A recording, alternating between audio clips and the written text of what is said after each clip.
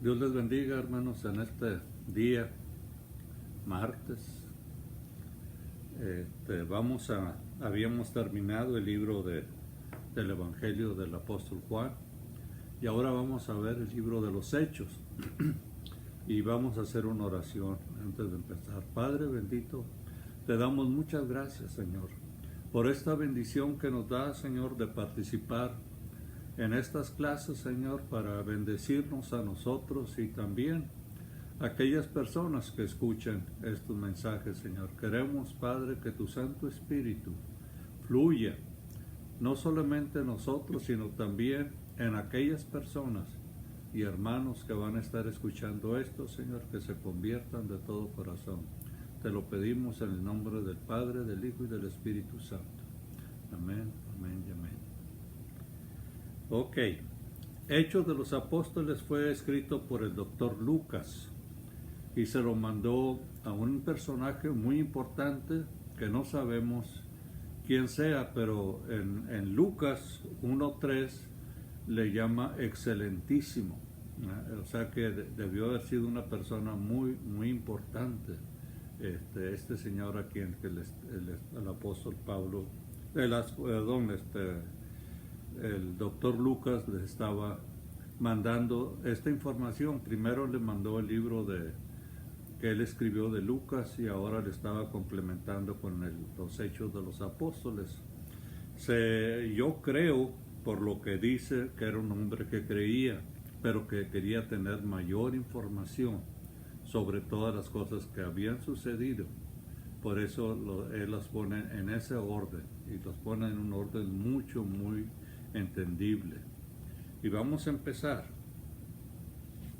Por eso dice en el primer tratado, oh Teófilo, hablé acerca de las cosas que Jesús comenzó a hacer y a enseñar, hasta el día que fue recibido arriba, después de haber dado mandamiento por el Espíritu Santo a los apóstoles que había escogido, quienes también después de haber padecido se presentó vivo con muchas pruebas indubitables, apareciéndoles durante 40 días y hablándoles acerca del reino de Dios.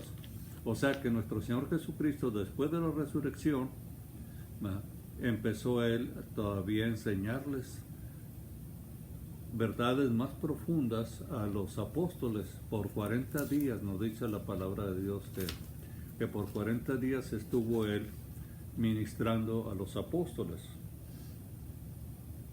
Y en el versículo 4 dice, y estando juntos les mandó que no se fueran de Jerusalén, sino que esperaran la promesa del Padre, la cual le dijo, oíste de mí. Porque Juan ciertamente bautizó con agua, mas vosotros seréis bautizados con el Espíritu Santo dentro de no muchos días. Entonces ahí les está otra vez confirmando de que iban a ser bautizados con el Espíritu Santo, algo que no tenía el bautismo del Espíritu Santo. Habían creído en nuestro Señor Jesucristo, creían en el Padre, también creían en el Espíritu Santo, pero no habían sido revestidos o llenos del Espíritu Santo. Pero les dijo que no se fueran de Jerusalén. Entonces, el hecho de que no se fueran de Jerusalén quiere decir que iban a estar en el templo orando. Si ustedes se acuerdan que habíamos enseñado que el templo se abría en el primer sacrificio, o sea, a las 9 de la mañana. Y ellos acostumbraban a estar ahí desde muy temprano, desde las 9 de la mañana. No sé cuánto tiempo estaría, pero a las 3 de la tarde era el último sacrificio que se hacía y entonces ya se cerraban otra vez las puertas hasta el día siguiente.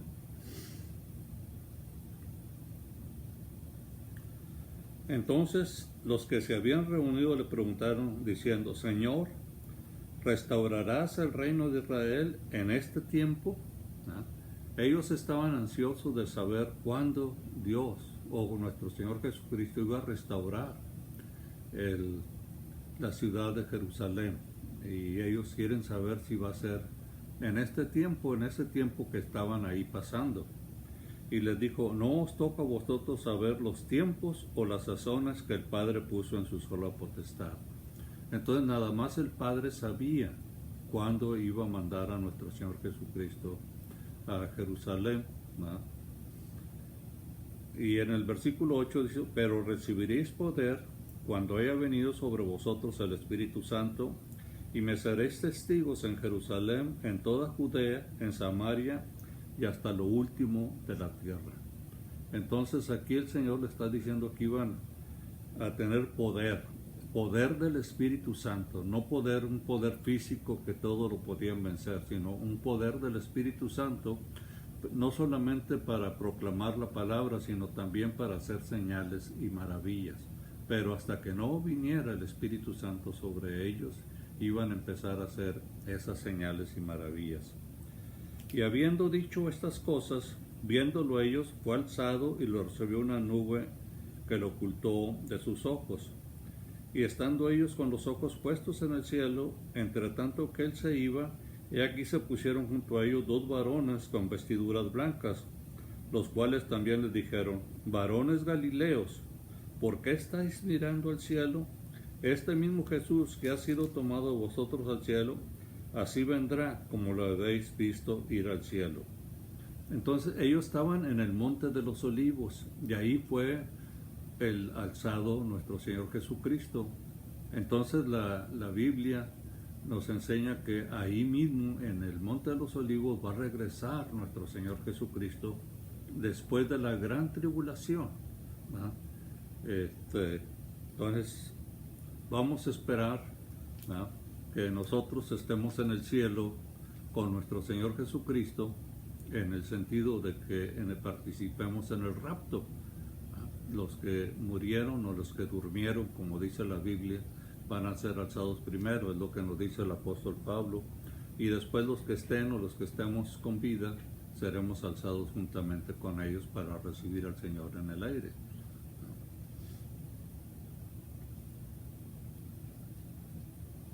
Y aquí en el versículo 12 nos aclara dónde estaban. Entonces volvieron a Jerusalén después, desde el monte de los que se llama del Olivar, el cual está cerca de Jerusalén, camino de un día de reposo. Un día de reposo vienen siendo más o menos 800 metros, ¿no?, menos de 1 kilómetro. Ahí era donde estaban con nuestro Señor Jesucristo. Y entonces subieron al aposento alto donde moraba Pedro y Jacobo, Juan, Andrés, Felipe, Tomás, Bartolomé, Mateo, Jacobo, hijo de Alfeo, Simón el celote y Judas, hermano de Jacobo. Como ven, no había en este aposento alto no había ninguna mujer. Aquí lo está aclarando o diciendo el evangelio la palabra del apóstol, del doctor Lucas. Todos estos perseveraban unánimes en oración y ruego con las mujeres, con María la madre de Jesús y con sus hermanos. ¿Dónde estaban orando? En el templo. Iban al templo en las mañanas y ahí se oraban y ahí se encontraban con las demás personas, los más discípulos. En aquellos días Pedro se levantó en medio de los hermanos y los reunidos era como 120 en número y dijo: varones hermanos, era necesario que se cumpliese la escritura en que el Espíritu Santo habló antes por boca de David, o del rey David, ¿verdad?, acerca de Judas, que fue guía de los que prendieron a Jesús, y era contado con nosotros y tenía parte en este ministerio. Este pues, con el salario de su iniquidad, adquirió un campo y cayendo de cabeza, se reventó por la mitad y todas sus entrañas se derramaron. Y fue notorio a todos los habitantes de Jerusalén, de tal manera que aquel campo se llama en su propia lengua Acéldama, que quiere decir campo de sangre, porque está escrito en los libros de los Salmos: sea hecha desierta su habitación y no haya quien muera en ella, y tome otro su oficio. Entonces aquí Pedro se está recordando de los salmos que el rey David había profetizado, ¿verdad?, que había que poner un sucesor del transgresor. En el 21 dice: es necesario pues que estos hombres que han estado juntos con nosotros todo el tiempo con el Señor Jesucristo, y entraban y salían contra nosotros, comenzando desde el bautismo de Juan hasta el día que de entre nosotros fue recibido arriba, uno sea hecho testigo con nosotros en su resurrección. Entonces estaban poniendo como condición para ser apóstol que habían que haber estado dentro del ministerio de nuestro Señor Jesucristo, aunque nuestro Señor Jesucristo no los llamó apóstoles, eran discípulos, eran personas que lo seguían, ¿verdad? Pero era una de las condiciones que ponía, que habían estado en el ministerio con ellos. Y señalaron a dos, a José, llamado Barsabás, que tenía por sobrenombre Justo, y a Matías. Y orando dijeron: tú, Señor, que conoces los corazones de todos, muestra cuál de estos dos has escogido, para que tome la parte en este ministerio y apostolado de que cayó Judas por transgresión para irse a su propio lugar. Y le echaron suertes, y la suerte cayó sobre Matías, y fue contado con los 11 apóstoles. Entonces aquí vemos que se fue incluido a Matías, ¿verdad? En el capítulo 2 dice: cuando llegó el día de Pentecostés, estaban todos unánimes juntos. Ok, aquí vamos a ver hacer un comentario, ¿no? Que era el día de Pentecostés. El Moisés, ¿no?, en la ley había escrito por instrucciones divinas, ¿no?, que 3 fiestas tenían que ir los judíos a Jerusalén. Una era la Pascua, otra era la fiesta de las enramadas y otra era Pentecostés. Entonces todos querían ir a Jerusalén, todo judío debía de ir a Jerusalén, ¿no? ¿Por qué? Porque ahí estaba el templo. Entonces de muchos lugares del mundo iban a Jerusalén en esos días de las fiestas que tenían que estar por obligación, porque el Señor nuestro Dios había ordenado que ese día fueran a Jerusalén y que no fueran con las manos vacías, o sea que tenían que llevar una ofrenda de acuerdo como Dios los hubiera pues preparado. Entonces ahí estaban todos unánimes juntos, ¿no?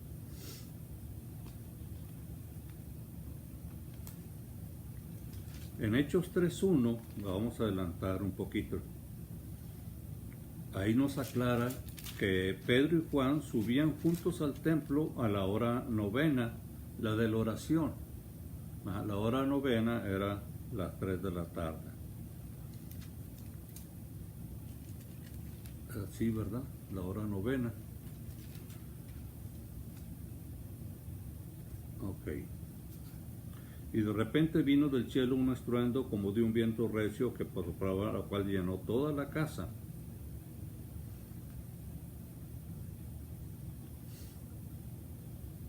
Ok, la casa, ¿no?, así le decían al templo, ¿no? Mucha gente, muchos dicen que era el aposento alto, pero yo he platicado con personas que han ido a Jerusalén y que han estado ahí en el aposento alto. Nos han dicho que ahí no caben 120 personas y afuera no caben las 3,000 personas que se convirtieron al Señor en ese día. Entonces, un escritor, ¿no?, que va muy seguido a Jerusalén, vamos a ver si se alcanza a ver, estaban en la parte superior los apóstoles, porque ahí vivían cerquita del templo. Era la hora tercera, era la hora que abrían el templo. A las 9 de la mañana de nosotros era la hora tercera cuando abrían el templo. Y se cree que ahí estaban reunidos, ¿verdad?, que habían llegado antes que los demás y estaban ahí reunidos. Y de repente se empezó a sentir un temblor, nos dice el comentarista, y después vino un viento recio y todo el mundo estaba sorprendido de que eso estuviera sucediendo. Eso es lo que comenta el autor, el escritor que les digo que iba siempre varias veces a Jerusalén, llevando grupos para ir a los lugares, no a los lugares turísticos, sino a los lugares tradicionales que habla la Biblia, aunque son ruinas, pero él les muestra todas las cosas que ahí se hacían o ahí vivían.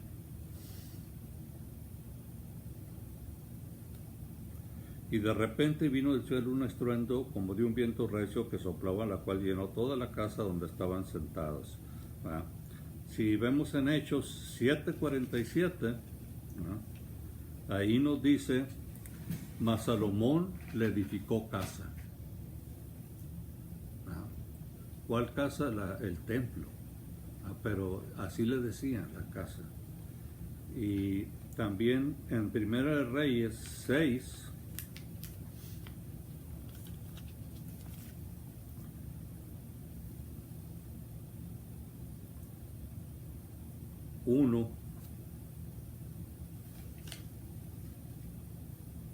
y el versículo 19, 6:1 dice, en el año 480, después que los hijos de Israel salieron de Egipto, del cuarto año de Israel, en el mes de Sib, que está el mes segundo, comenzó a edificar la casa de Jehová. Entonces la casa de Jehová viene siendo el templo. Y en el 19, y adornó el lugar santísimo por dentro, en medio de la casa, para ponerse ahí el arca del pacto de Jehová. Como vemos que era muy común que al templo se llamaba la casa, era la casa de Jehová. Al autor o al escritor que me estoy refiriendo es el señor, es pastor también, Ray van der Laan, ¿no?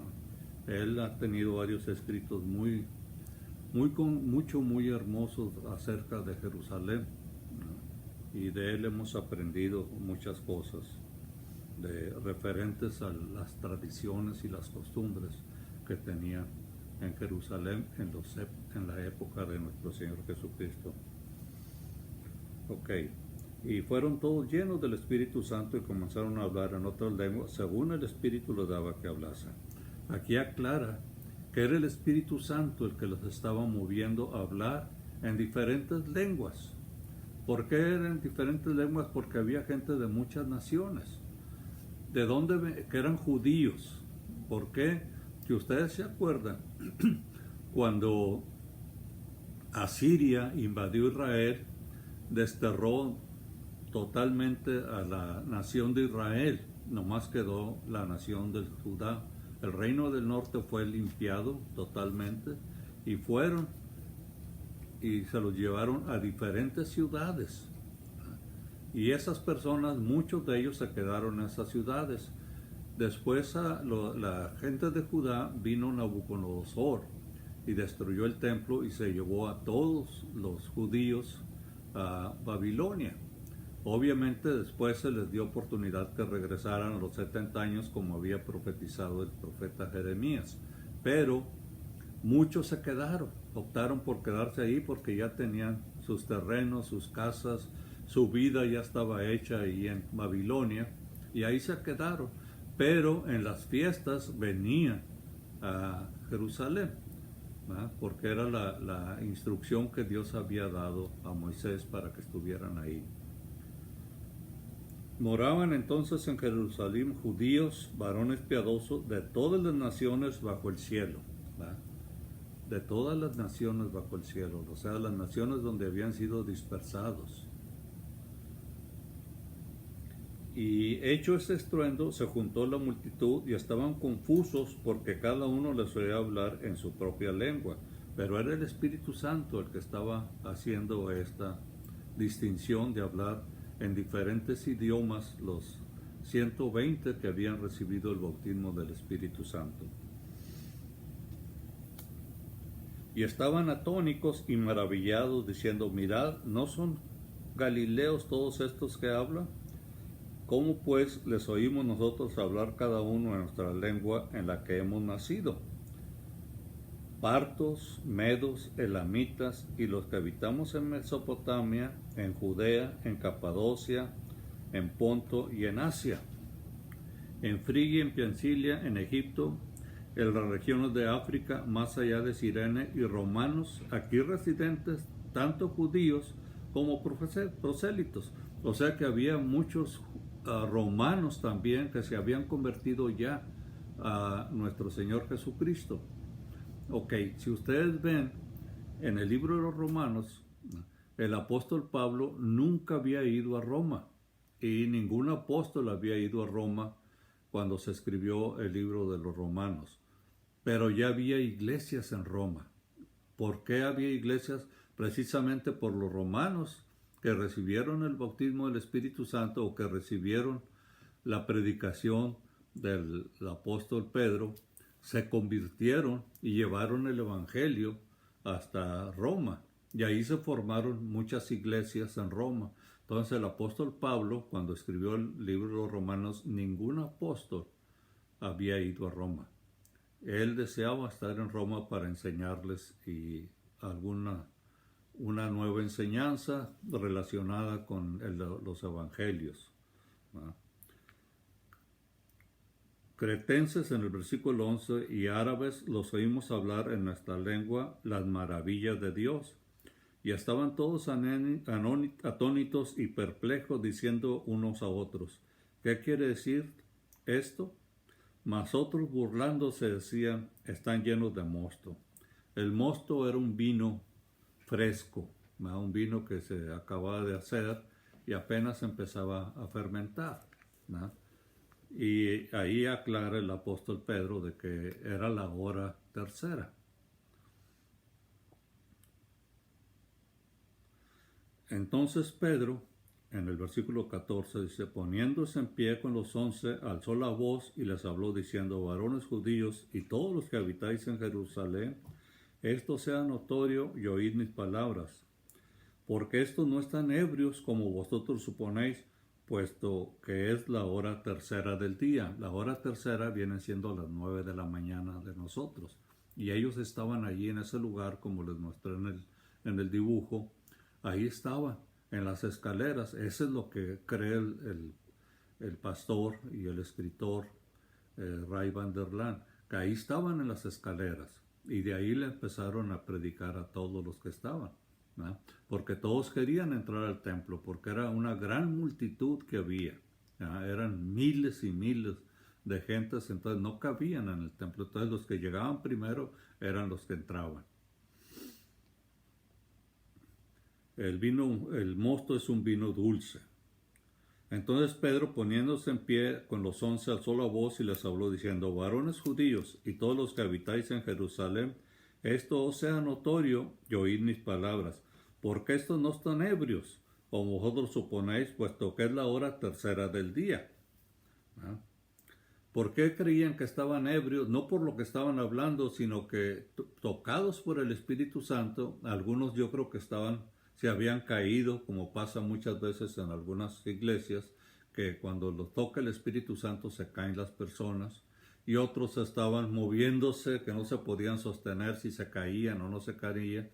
Entonces algunas gentes que no entendieron esto decían, están llenos de mosto, están tomados. Y el apóstol Pedro les dice que era la hora tercera, o sea, las 9 de la mañana de nosotros. Mas esto lo dicho por el profeta Joel. En los postreros días, dice Dios, derramaré de mi espíritu sobre toda carne, y vuestros hijos y vuestras hijas profetizarán, vuestros jóvenes verán visiones, y vuestros ancianos soñarán sueños. Y de cierto, sobre mis siervos o sobre mis siervas en aquellos días, derramaré de mi espíritu y profetizarán, y daré prodigios allá arriba en el cielo y señales abajo en la tierra, sangre y fuego y vapor de humo. El sol se convertirá en tinieblas y la luna en sangre, antes que venga el día del Señor grande y manifiesto. Aquí está hablando de parte de la gran tribulación, ¿no?, que vendrá sobre la tierra. Todo aquel que invocar el nombre del Señor será salvo. Varones israelitas, oíd estas palabras. Jesús Nazareno, varón aprobado por Dios entre vosotros con las maravillas, prodigios y señales que Dios hizo entre vosotros por medio de él, como vosotros mismos sabéis. A este, entregado por el determinado consejo y anticipado conocimiento de Dios, prendisteis y matasteis por manos de inicuos, crucificándole, lo cual Dios lo levantó, suelto los dolores de la muerte, por cuando era imposible que fuera retenido por ella. Porque David dice de él: veía al Señor siempre delante de mí, porque está a mi diestra, no seré conmovido. Por lo cual mi corazón se alegró y se gozó mi lengua, y aún mi carne descansará en esperanza, porque no dejaréis mi alma en el Hades, ni permitirás que tus santos vean corrupción. Me hiciste conocer los caminos de la vida, me llenaste de gozo en tu presencia. Varones hermanos, se os puede decir libremente del patriarca David, que murió y fue sepultado, y su sepulcro está con nosotros hasta el día de hoy. Pero siendo profeta y sabiendo con juramento de Dios que le había jurado que él de su descendencia en cuanto a la carne levantaría al Cristo para que se sentase en su trono. Viéndolo antes habló de la resurrección de Cristo, que su alma no fue dejada en el Hades, ni su carne vio corrupción. Entonces nuestro Señor Jesucristo un día vendrá ya al final de la gran tribulación y va a quedarse en Jerusalén a tener el control del mundo, ¿verdad? Entonces va a ser un día hermoso, como dice algunos profetas, y también en Apocalipsis, donde el león va a estar comiendo paja junto con los toros, el niño jugando con una serpiente. No habrá ninguna maldad, ¿no? Porque todos estarán llenos del conocimiento de Jehová. En el 31, repitiendo, viéndolo antes, habló de la resurrección de Cristo, que su alma no fue dejada en el Hades, ni su carne vio corrupción. A este Jesús resucitó Dios, de la cual todos nosotros somos testigos. Así que, exaltando por la diestra de Dios y habiéndolo recibido del Padre la promesa del Espíritu Santo, ha derramado esto ya que vosotros veis y oíd. Porque David no subió a los cielos, pero él mismo dice: dijo el Señor a mi Señor, siéntate a mi diestra, hasta que ponga a tus enemigos por estrado a tus pies. Sepa pues ciertísimamente toda la casa de Israel, que a este Jesús, a quien vosotros crucificasteis, Dios lo ha hecho Señor y Cristo. Al oír esto se compungieron de corazón y dijeron a Pedro y a los otros apóstoles: varones hermanos, ¿qué haremos? Pedro le dijo: arrepiéntense y bautice cada uno de vosotros en el nombre de Jesucristo para perdón de los pecados, y recibiréis el don del Espíritu Santo. Ahí, en un lado de las escalones, ahí había los baños para la purificación. Se cree que ahí mismo lograron bautizar, entre esos 120 personas, ¿verdad?, lograron bautizar a 3,000 convertidos en ese día. Porque para vosotros es la promesa, y para vuestros hijos, y para todos los que están lejos, para cuanto el Señor nuestro Dios llamare. Y con otras muchas palabras testificaba y les exhortaba diciendo: sed salvos de esta perversa generación. Así que los que recibieron su palabra fueron bautizados, y se añadieron aquel día como 3,000 personas. Es muy simbólico y muy representativo que se hubieran convertido 3,000 personas, porque el primer Pentecostés que hubo fue cuando Dios dio las tablas a Moisés en el monte Sinaí. Y desgraciadamente, ¿verdad?, el pueblo se desesperó porque Moisés no bajaba del monte Sinaí. Estuvo 40 días, ¿verdad?, en el monte Sinaí, y la gente se desesperó y le dijeron a Aarón que hiciera un dios, ¿verdad? Hicieron un becerro de oro y empezaron a desenfrenarse y a cometer muchos actos que Dios no permitía y no quería que hicieran. Entonces, cuando Moisés baja, ¿verdad?, y Dios derrama su ira y mueren 3,000 personas. Entonces, aquí vemos que el día de Pentecostés, que coincide con la fecha del primer Pentecostés, aquí se salvan 3,000 personas. Fíjense qué hermoso lo que es la gracia de nuestro Señor Jesucristo. En aquel día fueron castigados 3,000. Ahora en este día son salvos 3,000 personas. Y perseveraban en la doctrina de los apóstolos y en la comunión unos con otros, en el partimiento del pan y en las oraciones. El partimiento del pan era una ordenanza que Dios había dado de que hicieran todas las veces que pudieran lo que le llamamos nosotros la comunión, ¿verdad?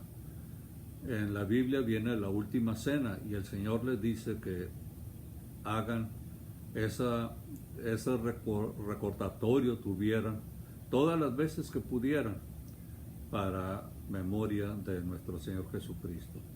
Entonces es muy necesario que los que podamos hacer esa comunión con nuestro Señor Jesucristo, lo hagamos. Tomemos el pan, tomemos la copita de jugo de uva, y hagamos una oración y recordemos lo que dice en el capítulo 11, ¿verdad?, de Corintios, porque yo recibí del Señor lo que también os he enseñado, que nos dice el apóstol Pablo. Porque el Señor Jesús, la noche que fue entregado, tomó pan y habiendo dado gracias lo partió y dijo: tomad, comed, este es mi cuerpo que por vosotros es partido. Asimismo, después de haber cenado, tomó la copa y dijo: esta copa es el nuevo pacto en mi sangre, haced esto todas las veces que pudieras en memoria de mí. Y tomaban la copa, todos tomaron la copa. Era un pacto que Dios estaba haciendo con los apóstoles y con nosotros también, el pacto de sangre y de la carne de Él. Obviamente no es la carne física ni es la transfiguración, es un acto simbólico para recordar la muerte expiatoria de nuestro Señor Jesucristo. Con esto terminamos el primer capítulo y vamos a empezar con el segundo.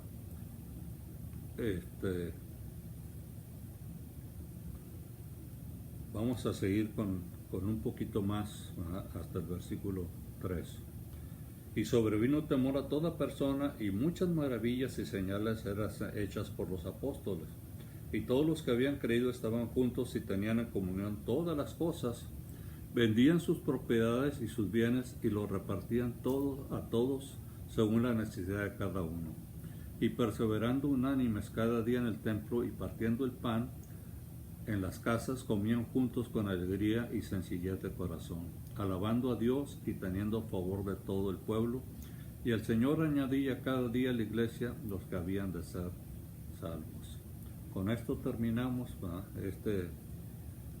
esta enseñanza y vamos a empezar el capítulo 3 el próximo viernes, si Dios lo permite. Vamos a orar para despedirnos. Padre bendito, te damos muchas gracias por esta bendición que nos das de participar en estas enseñanzas, Señor, que son bendición para nosotros en primer lugar, y también creemos que sea de bendición para mis hermanos. Ayúdanos, Padre, estando siempre tu Santo Espíritu con cada uno de nosotros para que podamos entender y comprender mejor tu palabra. Te lo pedimos en el nombre poderoso de nuestro Señor Jesucristo. Amén, amén y amén. Dios les bendiga, hermanos.